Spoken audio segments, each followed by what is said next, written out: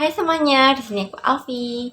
Di video kali ini aku mau sharing tentang gimana sih cara belajar skincare secara mandiri. Itu bisa banget dipakai untuk pemula ataupun yang emak-emak yang usianya udah 25 tahun ke atas, 30 tahun ke atas kayak gitu ya, tanpa kamu pergi ke klinik kecantikan. Kalau kamu penasaran, tonton videoku sampai selesai. Nah, sekarang nih kita tuh udah bisa banget skincare secara mandiri gitu ya.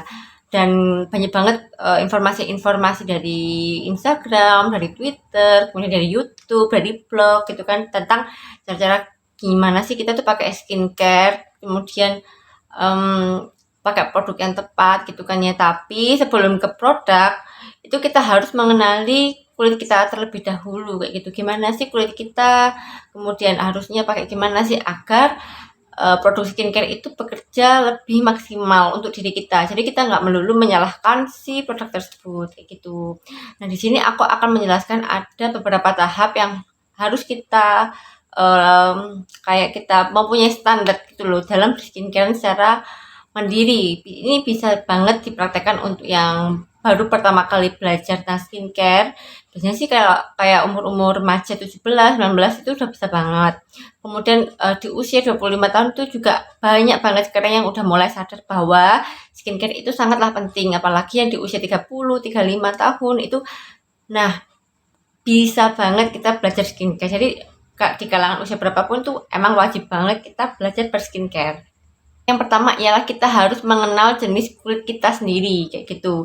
Nah, jenis kulit sendiri itu ada 5 macam gitu kan ya. Ada kulit yang normal, berminyak, kombinasi, kemudian kulit yang kering, kemudian kulit yang sensitif kayak gitu. Nah, setiap orang nih punya jenis kulit yang berbeda-beda gitu kan ya. Jadi kita tuh kadang aku juga pernah mengalami gitu kan. eh, Beberapa teman aku tuh kok pakai produk itu bisa ya di dia tuh, tapi di aku nggak bisa ya. Nah, kayak gitu. Jadi kita tuh harus mengenal jenis kulit kita secara mandiri dulu. Dari kelima jenis kulit tersebut, kita tuh termasuk di kategori yang jenis kulit yang kayak gimana sih, kayak gitu. Misal, kayak aku nih jenis kulitnya berminyak gitu kan ya. Berminyak itu biasanya kan daerah seluruh wajah itu ya berminyak gitu loh, dia itu nggak apa namanya, nggak kayak kering, sensitif tuh enggak, beda banget. Dia tuh selalu berminyak di pagi, siang, sore, dan malam kayak gitu. Dan yang kedua ialah mengenal kondisi kulit kita kayak gitu. Misal kayak aku nih, kondisi kulitnya kan lagi mudah berjerawat, kemudian pori-porinya besar, kayak kemudian mudah kusam karena dehidrasi itu tadi. Kemudian warna kulit aku juga nggak merata di daerah dahi sama dagu kayak gitu kan. Kemudian kalau udah jerawatan tuh ada bekas jerawat yang agak lama juga, tapi kalau kita tahu cara penanganannya, nah itu kita bisa banget untuk cepat banget mengurangi bekas jerawat tersebut. Nah, itu kan aku kayak gitu ya, jadi aku list gitu loh, kondisi kulit aku tuh kayak gimana sih. Nah, kayak kayak gini nih ya, ini kan ada jerawat aku, ada bekas jerawat aku, karena kadang-kadang tuh banyak banget berbagai faktor yang membuat kulit aku tuh seperti ini kayak gitu. Jadi nggak bisa sama rata, nggak bisa kita contek-contekan sama kulit wajah orang kayak gitu kan. Jadi kita mengkoreksi diri sendiri dulu kayak gitu. Ketiga ialah kita mengenal permasalahan kulit kita. Misal kita kalau kulit yang sehat itu kan harusnya kan bebas jerawat, kemudian pori-pori tersamar kayak gitu kan. Kemudian wajahnya tampak sehat, kulit wajahnya gitu kan. Nah, kalau aku kan punya permasalahan kulit yang nggak bisa, kayak ada pantangannya gitu loh, yang membuat kulit aku nggak sehat. Kayak misal tidur malamku itu kurang dari 8 jam gitu, alias ya agak begadang gitu kan. Itu makan membuat kulit aku tuh kayak mudah kusam, kemudian muncul jerawat, itu pasti kayak muncul jerawat satu gitu kan. Tapi kan nggak enak gitu loh muncul jerawat, apalagi kalau membercak bekas jerawat itu nggak enak banget kayak gitu. Kemudian kalau udah makan Indomie gitu kan, nah aku udah nggak bisa lagi eh, makan Indomie gitu kan. Bisa sih bisa, cuman nggak bisa sesering mungkin kayak dulu kayak gitu. Karena aku pernah juga puasa yang namanya Indomie selama 1 tahun, dan itu bener-bener efektif banget di kulit aku. Jadi kulit aku tuh emang bener-bener jarang berjerawat. Kemudian mengurangi juga kerupuk. Nah, kerupuk ini kan favorit banget ya sama kita-kita ini. Itu ternyata aku tuh nggak bisa.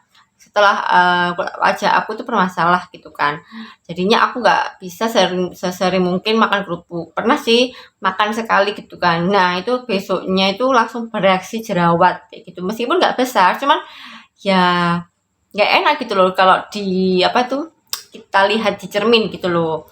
Kemudian aku juga nggak bisa makan yang ayam KFC, McD itu aku udah nggak bisa. Dulu kan sering banget ya zaman-zaman kuliah kan sering gitu kan makan ayam KFC, McD. Nah, sekarang nih aku benar-benar nggak bisa, dan sama kayak yang Indomie tadi ya.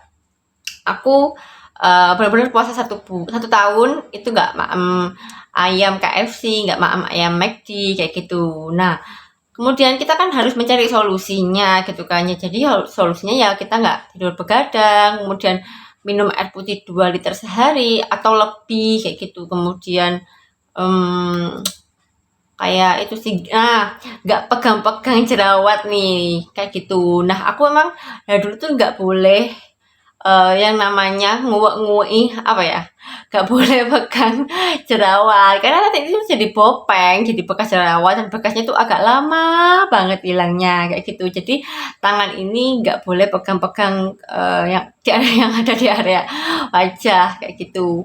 Terus nah ini makan sayur, minimal tuh sehari makan sayur gitu kan. Ya memang sih beberapa itu ada yang nggak suka sayur, ya bolehlah alternatifnya itu buah kayak gitu. Jadi memang benar-benar pola makan kita itu kayak dijaga gitu loh kalau pengen kulitnya sehat kayak gitu. Kemudian nggak terlalu mikirin aduh jerawat kayak gitu. Nah, kalau aku dulu memang nggak pernah mikirin hal-hal yang kayak gitu ya. Jadi aku lost banget pikiran aku, nggak mikirin jerawat. Pokoknya ya pakai produk ini, kalau nggak cocok ya ganti gitu. Tapi gantinya ya ada jaraknya kayak gitu. Ya minimal sih 3 bulan atau beberapa bulan kayak gitu. Jadi yang mengoreksi itu juga teman-teman sekitar aku kayak gitu, kok tambah parah ya, kamu ganti aja kayak gitu. Nah, yang terakhir ialah pilihlah skincare kayak gitu. Jadi setelah kita itu mengenal jenis kulit kita, kemudian kondisi kulit kita, kemudian permasalahan kulit kita, baru kita itu menginjak ke produk yang akan kita pakai gitu. Jadi kita itu nggak melulu menyalahkan si produk ini nggak cocok sama diri kita kayak gitu.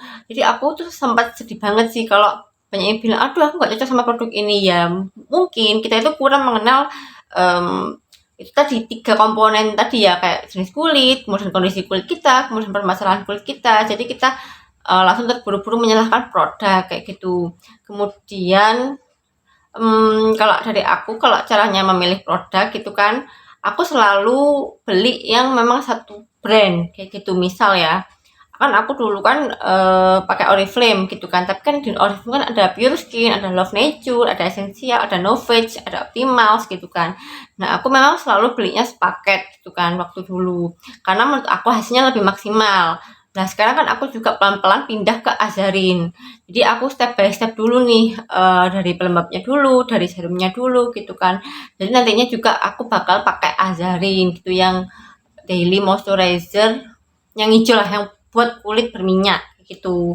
Nah, itu memang bekerjanya akan maksimal kalau kita memang mau telaten, kemudian mengenal kondisi kulit kita, permasalahan kulit kita kayak gitu. Dan ada beberapa treatment di skincare itu yang akan kita terapkan dalam sehari-hari, dalam mingguan kayak gitu. Nanti akan ada progres di 1 bulan pertama kayak gitu. Jadi kita juga harus bersabar sama hasil skincare tersebut kayak gitu. Itu tadi ya tips belajar skincare dari aku. Nah, kamu bisa juga nih praktekkan gitu kan dalam keseharian kamu gitu. Terus aku sih berharapnya nggak terlalu cepet ya kalian menyimpulkan bahwa aku nggak cocok sama suatu brand produk kayak gitu kan. Jadi kita tuh harus mengelis keempat komponen yang tadi kayak gitu. Terus kita juga harus sering-sering kayak membaca referensi-referensi kayak gitu, kayak gimana sih cara berskincare yang tepat kayak gitu. Mungkin ada step by step yang kita itu kayak ada yang kurang kayak gitu. Kemudian apa sih yang harus dilakukan agar kulit kita itu tampak sehat. Nah, sekian dulu ya video dari aku. Sampai jumpa di video aku selanjutnya.